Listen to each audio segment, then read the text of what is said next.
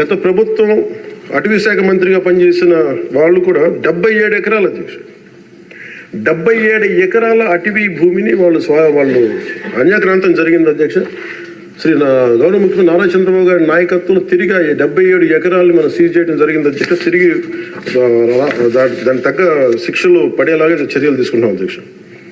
గత ప్రభుత్వం తరచుగా ఎర్రచందనం స్మగ్లింగ్ గురించి వింటూ ఉండేవాళ్ళం. విదేశాల్లో ఎన్నోసార్లు మన రాష్ట్ర సంపద నుంచి ఎర్రచందనం పట్టుబడింది.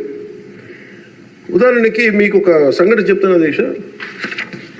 ఎంత నెగ్లిజెంట్గా ఉన్నారంటే, నేను కుంకి ఏనుగుల గురించి కర్ణాటకకి వెళ్ళాను అధ్యక్ష. వెళ్తే అక్కడ కర్ణాటక ఫారెస్ట్ డిపార్ట్మెంట్ వాళ్ళు చెప్తుంది ఏంటంటే, వాళ్ళకి థ్యాంక్ యూ చెప్తున్నారు.